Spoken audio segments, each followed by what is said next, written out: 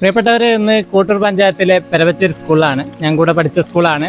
അപ്പോൾ ഇന്ന് 10:15 കൂടി അതിശക്തമായ കാറ്റും മഴയുമാണ് ഇവിടെ സംഭവിച്ചത്. അപ്പോൾ ഇതിന് പുറകുവശത്തുനിന്ന് ഒരു ഭീമാകാരമായ ഒരു മരം കുട്ടികൾ ക്ലാസ് എടുത്തുകൊണ്ടിരിക്കുമ്പോൾ ഈ മരം പുറകുവശത്തുനിന്ന് വീണിട്ട് കുട്ടികൾക്ക് ഒരു പോറൽ പോലും പറ്റാതെ രക്ഷപ്പെട്ടിട്ടുണ്ട്. അപ്പോൾ ഈ മരം മുറിക്കുന്നുണ്ട് മുകൾ ഭാഗമൊക്കെ, അതൊക്കെ ഒന്ന് കണ്ടിട്ട് വരാം. അപ്പോൾ ടീച്ചേഴ്സിനോടൊക്കെ അതിൻ്റെ കാര്യങ്ങളൊക്കെ ഒന്ന് ചോദിക്കാം.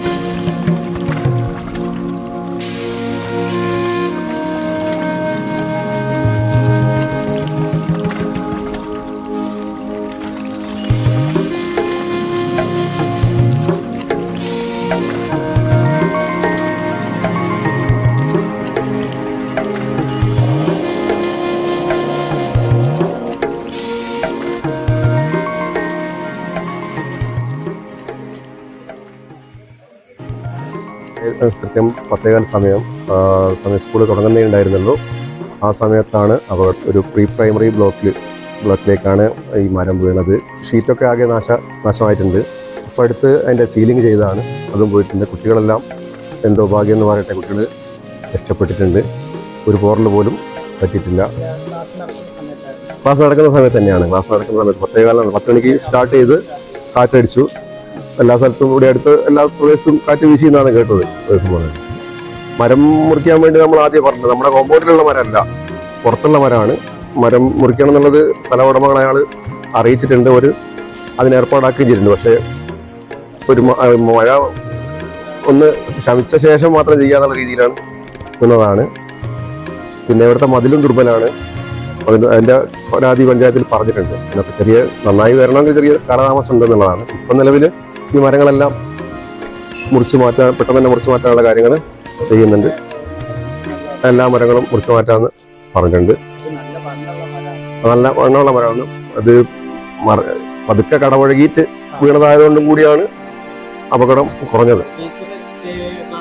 ക്ലാസ് എടുത്തുകൊണ്ടിരിക്കുകയായിരുന്നു. 10:20-25 ആയി ഉണ്ടാവും സമയം. ശക്തമായ മഴയായതുകൊണ്ട് കുറച്ച് കുഞ്ഞുങ്ങൾ മാത്രമായിരുന്നു വന്നത്. അപ്പം പെട്ടെന്നുള്ളൊരു കാറ്റ് വരികയും സെക്കൻഡ് കൊണ്ട് തന്നെ എല്ലാം സംഭവിച്ചിട്ടുണ്ടായിരുന്നു. ഞങ്ങളുടെ സ്കൂൾ കോമ്പൗണ്ടിലല്ല, അടുത്ത സ്ഥലത്തെ മരമാണ് പൊരിഞ്ഞ് വീണത്. അപ്പം മക്കളെല്ലാവരും ആകെ പേടിച്ചു പോയി. എന്തോ ഒരു വലിയൊരു അപകടമാണ് എന്നാണ് ഞങ്ങളെല്ലാവരും രക്ഷപ്പെട്ടത്.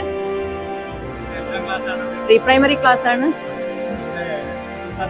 ഞങ്ങൾ സ്കൂൾ അധികൃതർ എല്ലാവരും ഉണ്ടായിരുന്നു. പിന്നെ ഇവിടെ പണിക്കാരെ ഒരാണ് ഞങ്ങളെ പെട്ടെന്ന് ഓടി വന്ന് അവരുടെ ജീവൻ തന്നെ പണയം വെച്ചിട്ടെന്ന് തന്നെ പറയാം. അത്രയും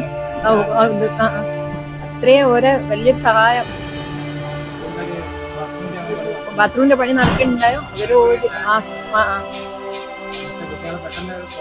പുറത്താക്കാൻ ഓരെല്ലാവരും കൂടി സഹായിച്ചു. സ്കൂൾ അധ്യാപകരും പണിക്കാരും എല്ലാവരും. എന്താ വെച്ചാൽ സീലിംഗിന്റെ ഒക്കെ ഇങ്ങനെ അടർന്ന് വീണിണ്ടായിരുന്നു. ഒരു പോറൽ പോലെ ഏറ്റില്ല. അതൊരു മഹാഭാഗ്യം തന്നെ. എന്നാലും ഇപ്പോഴും ആ ഷോക്കിന് വിമുക്തായില്ല. വിറയലിപ്പോഴും മാറിയിട്ടില്ല. മക്കളല്ല, ചെറിയ കുഞ്ഞുങ്ങൾ നമ്മളെ മക്കളെക്കാട്ടും കൂടുതൽ സ്നേഹിച്ചിട്ടാണ് നമുക്ക് ഇത്രയും കുഞ്ഞുങ്ങൾ ഇവിടെ കിട്ടുന്നത് തന്നെ.